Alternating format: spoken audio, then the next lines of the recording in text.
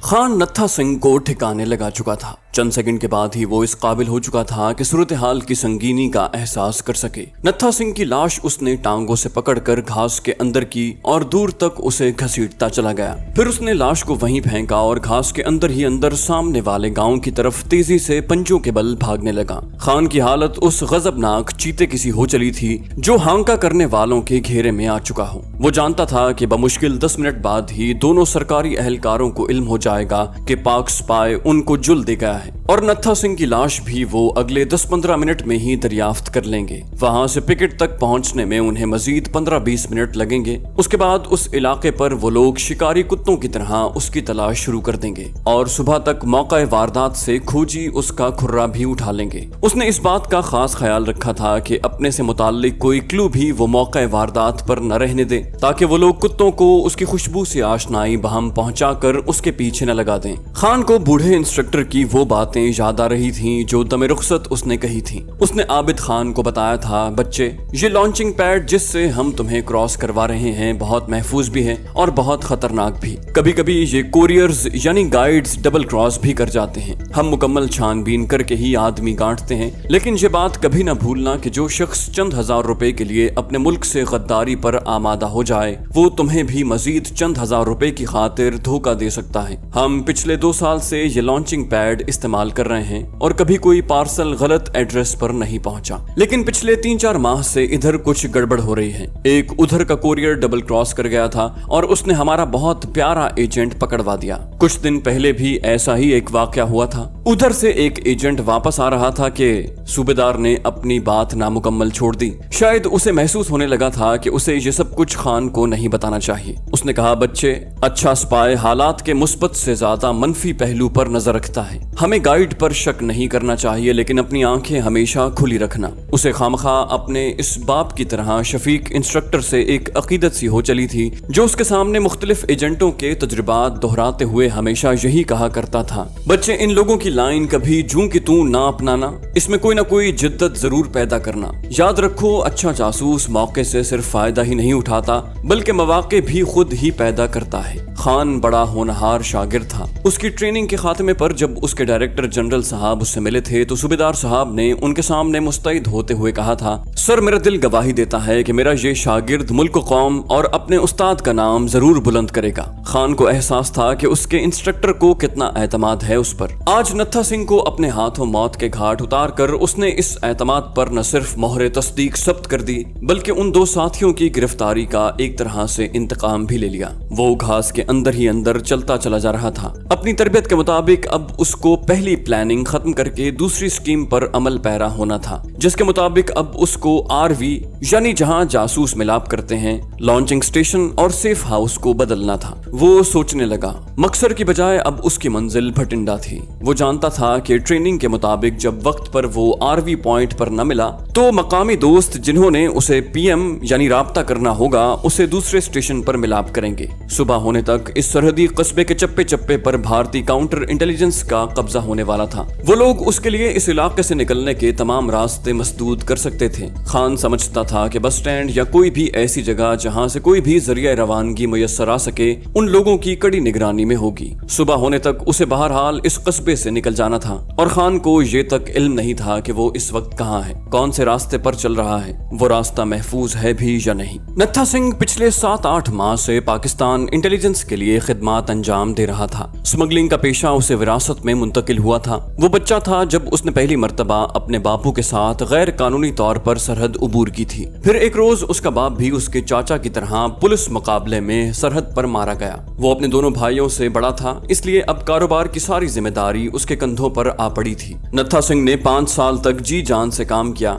उसने कभी नाका नहीं भरा था। वो अपने बाप की तरह हमेशा बगैर नाका दिए अट लगाया करता था। एक रोज वो काबू आ गया। स्टाफ की मार खाने का उसका अव्वलीन तजुर्बा गो के बड़ा जानलेवा था, लेकिन वो जवानों की तरह अपनी जान पर पूरा रिमांड झेल गया। छोटे چھوٹے بھائی کی بے وقت موت اور دشمنی نے اسے مجبور کر دیا تھا کہ اب وہ بھی اس دھندے سے متعلق کامیاب اسمگلروں کی طرح کوئی مضبوط سہارا تلاش کرے۔ بچپن ہی سے وہ دیکھتا چلا رہا تھا کہ بھارتی سیکیورٹی کے افسران اس کے خاندان کے ساتھ کتنا برا اور بہیمانہ سلوک کرتے آ رہے تھے۔ اس کے لاشعور میں جو نفرت اپنی سیکیورٹی کے خلاف پیدا ہو چکی تھی وہ کبھی نہ نکل سکی۔ سرحد کے اس دوست گامے نے اس کا تعارف پاکستانی سیکیورٹی کے ساتھ کروایا۔ ان لوگوں کے حسن سلوک اور کھلے سبھاؤ نے نتھا سنگھ کو اتنا متاثر کیا کہ وہ پہلی ہی ملاقات میں ان کے لیے خدمات انجام دینے پر رضامند ہو گیا۔ پھر یہ کام اس کے لیے تھا بھی کون سا مشکل، بس کسی ایجنٹ کو ادھر سے ادھر پہنچانا تھا اور کبھی کسی کو ادھر سے ادھر لے جانا، اور اس معمولی سے کام کے مقابلے میں اسے کتنی مراحت حاصل تھیں۔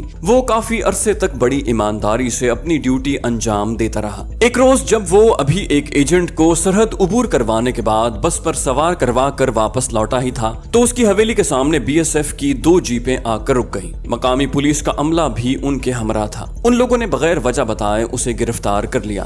بات اگر مقامی تھانے تک ہی رہتی تو نتھا سنگھ اسے آسانی سے سنبھال لیتا، لیکن اس مرتبہ وہ لوگ اسے سیدھے امرتسر انٹروگیشن سینٹر لے گئے تھے۔ نتھا سنگھ نے کئی تفتیشیں کاٹی تھیں، لیکن اس سینٹر میں 1 ہفتے کے ریمانڈ نے ہی اسے توڑ کر رکھ دیا۔ وہ اپنے صدق پر آخری دم تک قائم رہتا، لیکن اس کے case in charge D S P Sharma نے ہارنا سیکھا ہی نہیں تھا۔ ریمانڈ ختم ہونے سے 2 روز پیشتر ہی وہ لوگ اس کی اکلوتی بہن کو لے آئے۔ جب زنجیروں میں بندھے نتھا سنگھ کے سامنے اس کی بہن کو نیم برہن حالت میں لایا گیا اور ڈی ایس پی نے ایک قطار میں لگے سٹاف کے مشٹنڈوں کی طرف اشارہ کر کے اسے سنگین حالات پیش آنے کی وارننگ دی تو نتھا سنگھ کو یوں لگا جیسے اس کا سارا وجود مٹی ہو کر رہ گیا ہو۔ شرما نے بڑا اوچھا لیکن انتہائی بھرپور وار کیا تھا۔ اس کے پیچھے قطار میں کھڑے مشٹنڈے سپاہی جس طرح بھوکی اور کھا جانے والی نظروں سے اس کی بہن جیتو کو گھور رہے تھے، وہ منظر نتھا سنگھ جیسے خاندانی بدماش کو پاگل کر دینے کے لیے کافی تھا۔ اس نے 12 روز مسلسل دن رات مار کھائی اور اپنے جرم کا اقرار نہیں کیا تھا، لیکن جیتو کو سامنے دیکھ کر دوسرے ہی منٹ وہ پگھل گیا تھا۔ اس نے ٹوٹتی اور ڈوبتی آواز سے ڈی ایس پی کو مخاطب کیا، شرما میں ہار گیا، اپنے ان بھیڑیوں کو یہاں سے دفع کرو، جیتو کو چھوڑ دو، میں اقبال جرم کرتا ہوں۔ شرما نے نتھا سنگھ کی ہار کو پرماتما کی طرف سے گفٹ جانتے ہوئے فوراً اپنے ملازموں کو وہاں سے دفع ہو جانے کے لیے کہا اور حوالدار کو حکم دیا کہ وہ نتھا سنگھ کو کھول کر اس کے دفتر میں لے آئے۔ نتھا سنگھ دفتر میں پہنچا تو جیتو اس کے گلے لگ کر بلک بلک کر روتی۔ اس روز نتھا سنگھ کو شدت سے احساس ہوا کہ وہ صرف اسمگلر اور بدماشی نہیں، ایک بہن کا بھائی بھی ہے۔ اس نے دل ہی دل میں کہا، جیتو کاش تو نے میری ماں کے بطن سے جنم نہ لیا ہوتا اور اپنی بہن کو خود سے الگ کر دیا۔ اس نے ڈی ایس پی کو مخاطب کیا، شرما صاحب پہلے جیتو کو یہاں سے نکالو اور مجھے گیتا پر حلف دو کہ آئندہ کبھی ایسی ذلیل حرکت نہیں کرو گے، اس کے بعد میں اگلی بات کروں گا۔ شرما نے چند لمحے کے لیے گردن جھکا کر کچھ سوچا۔ وہ نتھا سنگھ کی ناراضی کا خطرہ اب مول نہیں لے سکتا تھا۔ اسے اس بات پر فخر تھا کہ جو کام بڑے بڑے افسر نہ کر سکے وہ کارنامہ اس کے ہاتھوں انجام پا گیا۔ اس نے نتھا سنگھ کو اقبالی کروا کر تمام پرانے افسروں کا ریکارڈ توڑ دیا تھا۔ اس نے نتھا سنگھ کی آنکھوں میں جھانکا، ٹھیک ہے نتھا سیاں۔ انٹروگیشن سینٹر کے باہر والے مندر سے اس نے مقدس گیتا منگوائی اور اس پر ہاتھ رکھ کر حلف دیا کہ اگر نتھا سنگھ ان لوگوں کی مرضی کے مطابق کام کرتا رہا تو وہ کبھی جیتو پر دوبارہ ہاتھ نہیں ڈالیں گے۔ جیتو کو نتھا سنگھ کے سامنے اس کے ماموں کے ساتھ وہاں سے رخصت کر دیا گیا۔ اس ماموں کو بھی وہ لوگ جیتو کے ساتھ ہی باندھ لائے تھے۔ نتھا سنگھ کے لیے وہیں شراب اور سگریٹ منگوا لی گئی اور وہ طوطے کی طرح بولنے لگا۔ تیسرے ہی روز اس نے ایک پاک سپاہی کو جس نے اپنا مشن مکمل ہونے پر اس کے ساتھ پار جانا تھا بھارتی سیکیورٹی کے ہاتھوں گرفتار کروا دیا۔ یہ کام اتنی چالاکی اور ہوشیاری سے کیا گیا کہ اس پر کسی کو پاکستان میں شک ہی نہ ہو سکا۔ نتھا سنگھ کی ڈور اب بھارتی آرمی انٹیلیجنس کے ایک میجر کے ہاتھوں میں تھما دی گئی تھی، جس کی ہدایت پر وہ پاکستانی انٹیلیجنس کے لیے بظاہر اتنی ہی مستعدی اور جی جان سے کام کرتا جس طرح وہ اب تک یہ خدمات انجام دیتا آیا تھا۔ اس دوران بڑی ہوشیاری سے اس نے ایک اور شکار ان لوگوں کے ہاتھوں پکڑوا دیا تھا۔ وہ اس طرح دوہرا فائدہ حاصل کر رہا تھا۔ پاکستان کی طرف سے تو اسے اطمینان تھا ہی، اب اپنی طرف بھی کوئی اس کا کچھ نہیں بگاڑ سکتا تھا۔ اس علاقے میں 2 ایجنٹوں کی گرفتاری کی وجہ سے اس لانچنگ پیڈ سے ایجنٹوں کو پار کروانے والے دوسرے گائیڈز کی طرح وہ بھی پاکستانی انٹیلیجنس کی لسٹ میں زیر نگرانی آ گیا تھا۔ لیکن اس کے نئے استاد بڑے کائیاں تھے۔ انہوں نے نتھا سنگھ کو پاکستانی انٹیلیجنس کی نظروں میں उन्हें कभी मशकूक न ठहरने दिया। ऑनकार पूरी उसका तीसरा शिकार होता, लेकिन वो खुद उसका शिकार हो चुका था। इस मर्तबा पाकिस्तानी इंटेलिजेंस ने बतौर एहतियात उसे पहली पिकेटों से हटकर नई पिकेट से क्रॉस करवाया था। यही वजह थी कि नत्था सिंह को वहां अपनी शनाख्त करवाने के बाद ही मदद मयस्सर आई थी। जिस पिकेट पर वो इत्तला लेकर पहुंचा था, वहां दिवाली का त्योहार अपने पूरे जोबन पर था। नजदीकी देहात से पिकेट वाले लड़कियां और शराब ले आए थे। आज की रात उन्हें कोई पूछने वाला नहीं था। वो लोग शराब के नशे में धुत बारी बारी शबाब की रंगीनियों से दिल बहला रहे थे। जब नत्था सिंह कबाब में हड्डी बनकर वहां पहुंच गया, पहले तो उन्होंने उसे खूब गालियों से नवाजा और उसे बांधने पर तुल गए। लेकिन जब नत्था सिंह ने उन्हें कंपनी हेडक्वार्टर से राब्ता करने और उस इलाके में सरगर्म अमल आर्मी इंटेलिजेंस यूनिट के मेजर गुप्ता का हवाला दिया तो उनके होश ठिकाने आए। पिकेट पर मौजूद फील्ड टेलीफोन के जरिए उसकी बात मेजर गुप्ता से करवाई गई, जिसने नत्था सिंह को दिवाली का तोहफा ऑनकार पूरी की शक्ल में पेश करने पर उसका पेशगी शुक्रिया अदा किया। उसने पोस्ट इंचार्ज को फोन पर अपनी शनाख्त करवाने के बाद हुक्म दिया था कि अगर उन लोगों ने कोई कोताही की तो वो उन सबको मअतल करवा के क्वार्टर गार्ड लगवा देगा। पिकेट इंचार्ज का दिल पिकेट पर बने वाहिद कमरे से, जहां जश्न दिवाली अपने नुक्ता इंतहा को छू रहा था, बाहर आने को बिल्कुल नहीं चाहता था। जिस नायिका के जरिए उन्होंने लड़कियां मंगवाई थी, उसने भी पूरा पूरा हक के नमक अदा किया था। वो खुद को राजा इंदर समझता हुआ शबाब की रंगीनियों से लुत्फानंदोज हो रहा था जब उसका हवालदार हाँपता हुआ बगैर किसी झिझक के उस हजलाए उरूसी में घुस आया। सर उधर फोन पे कोई मेजर गुप्ता होवे। मेजर गुप्ता का नाम ही उसके होश ठिकाने में लाने के लिए काफी था। वो झटके से उठा। उसने बमुश्किल अपनी आवाज पर काबू पाकर कहा, यस सर। मेजर गुप्ता धाड़ा कहाँ मरे हुए थे। उसकी जबान लड़खड़ा गई। सर पेट्रोल भेज रहा था। गुप्ता ने कहा, मेरा आदमी जैसा कहे वैसा ही करो, खबरदार शिकार हाथ से निकलने न पाए। उसने फोन पर ही पिकेट इंचार्ज को हिदायत और अहकामात जारी किए। हराम खोर गधा। उसने फोन नीचे रखते ही मेजर गुप्ता को बेनुक्त सुना दी। हवालदार। उसने एक तरफ खड़े हवालदार को बुलाया। 2 जवान इसके साथ भेज दो, खबरदार कोई गड़बड़ ना होने पाए। सालों ने आज ही मरना था। कमबख्त दिवाली की रात को भी चैन नहीं लेने देते। हवालदार को हुक्म देकर वो बड़बड़ाता हुआ उसी कमरे में घुस गया जहां से थोड़ी देर पहले बादल नखास्ता उसे उठकर बाहर आना पड़ा था। हवालदार पर बड़ी अजीब बिपता आन पड़ी थी। उसे समझ नहीं आ रही थी कि किस किस को नत्था सिंह के साथ जाने को तैयार करे। वहां तो पिकेट के मुख्तलिफ कोनों खुदरों में जवान दिवाली मना रहे थे। कुछ दिवाली में मसरूफ थे और बाकी अपनी बारी के मुंतजिर। ताहम किसी न किसी तरह उसने 2 सिपाहियों को तैयार किया और नत्था सिंह के साथ भेज दिया और दोबारा दिवाली की बरकतों से लुत्फानंदोज होने लगा। दोनों सिपाही मेजर गुप्ता के नाम से बखूबी वाकिफ थे और मामले की नजाकत का भी उन्हें एहसास था, लेकिन नशे का थोड़ा बहुत असर भी बाकी था। नत्था सिंह को मेजर गुप्ता का आदमी जानकर हवालदार ने रवानगी से पहले 2-4 पैग चढ़ा दिए थे। दोनों सिपाही जब नत्था सिंह को पीछे छुपाकर उस मखसूस बुर्जी के पास पहुंचे जहां पाकिस्तानी जासूस की बजाय सफेद कली की हुई पत्थर की बुर्जी उनका मुंह चिढ़ा रही थी, पहले तो दोनों ने आंखें मल कर यकीन करना चाहा कि वो कहीं अभी तक नशे में तो नहीं है। बिलाखिर एक को होश आ गया।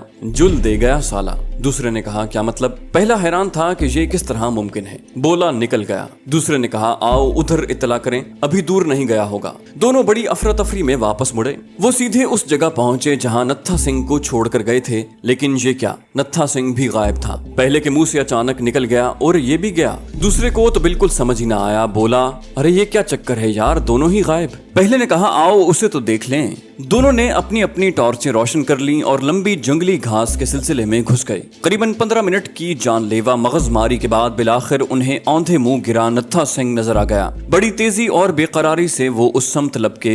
एक ने टॉर्च पकड़े पकड़े झुककर उसे सीधा किया। खड़े हुए जवान की टॉर्च जब उसके चेहरे पर पड़ी तो दहशत से उसकी आंखें फटी की फटी रह गईं। टॉर्च घबराहट में उसके हाथ से नीचे जा गिरी। दूसरे की हालत भी गैर होने लगी थी, लेकिन उसने किसी न किसी तरह खुद को संभाले रखा। 1-2 मिनट तक तो दोनों मबहूत खड़े रहे। फिर पहले वाले ने झुककर टॉर्च उठाई और उसे बुझा कर खड़ा हो गया। उसने नत्था सिंह के दहशतजदा चेहरे की तरफ देखे बगैर अपने साथी से कहा, ये तो मर गया है। दूसरे ने कहा, मर गया? बोला, हाँ, चलो चलो रिपोर्ट करें। दोनों का नशा हरन हो चुका था, लेकिन जब उन्होंने पिकेट पर पहुंचकर हाँपते हुए खौफजदा और सहमे हुए लहजे में हवालदार को सूरत हाल से आगाह किया तो उसने यही समझा कि दोनों नशे की हालत में हैं। लेकिन जब वो कस्में खाने लगे तो हवालदार को भी अपना नशा हरन होता दिखाई दिया। सूरत हाल की संगीनी के एहसास ने उसे लर्जा कर रख दिया। वो तमाम एहतियातें बालाए ताक रख कर एक मर्तबा फिर दोनों को लेकर उसी कमरे में जा घुसा जहाँ पिकेट कमांडर दादे ऐश दे रहा था।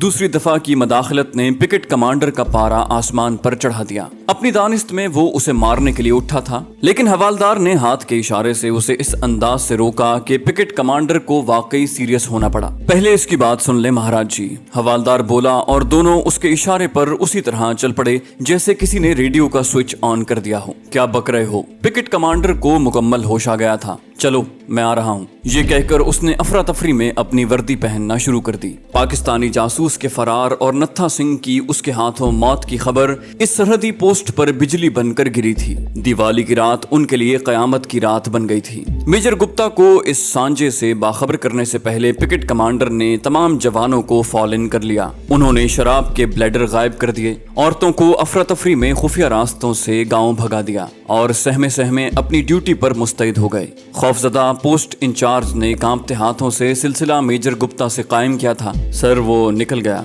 जी, वो निकल गया। उसकी हालत गैर हो रही थी। क्या बकते हो बास्टर्ड? मेजर गुप्ता इतने जोर से फोन पर चीखा कि पिकेट कमांडर को अपने कान का पर्दा फटता हुआ महसूस हुआ। नत्था सिंह कहाँ है? उसने पिकेट इंचार्ज को गालियां देते हुए पूछा। वो उसे भी जाते जाते गला घोंट कर। उसकी बात नामुकम्मल ही थी कि मेजर की जबान बेदरेग चल पड़ी। वो जुनूनियों की तरह फोन पर धाड़ते हुए उसे गालियां दे रहा था। मैं तुम सबको शूट कर दूंगा, मैं तुम सबको शूट कर दूंगा। उसके मुंह से गुस्से की हालत में कोई ढंग की बात नहीं निकल रही थी। फौरन सारे इलाके को घेरे में ले लो, सरहद की तरफ भागो। उसने फिर गालियों का सिलसिला वहीं से जोड़ लिया जहां से टूटा था। फोन क्रेडल पर रखकर उसने कंपनी हेडक्वार्टर से लाइन मिलाई और ड्यूटी पर मौजूद कंपनी कमांडर को, जिसकी आवाज शराब के नशे से बोझल हो रही थी, हुक्म दिया कि रिजर्व में मौजूद तमाम जवानों को सरहद की तरफ भेजकर नाकाबंदी करे। ये बात तो उसके वहमो गुमान में भी नहीं आ सकती थी कि इतने जबरदस्त दलेराना इकदाम के बाद भी ये पाकिस्तानी एजेंट बजाय वापस भागने के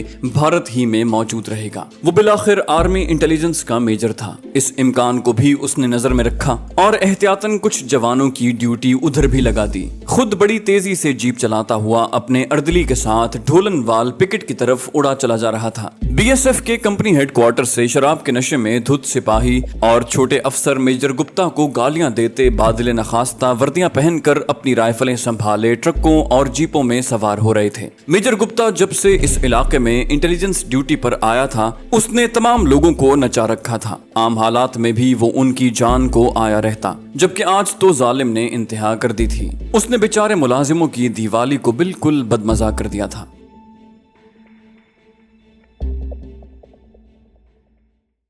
तो दोस्तों ये थी हमारी आज की एपिसोड। उम्मीद करते हैं आपको हमारी कहानी पसंद आई होगी। जाने से पहले इस वीडियो को लाइक कीजिए और शेयर करना मत भूलिए। कमेंट करके हमें बताइए कि आपको हमारी वीडियो कैसी लगी, और अगर अभी तक आपने इस चैनल को सब्सक्राइब नहीं किया तो इसे सब्सक्राइब कीजिए और बेल आइकन दबाकर ऑल नोटिफिकेशंस ऑन कर लीजिए।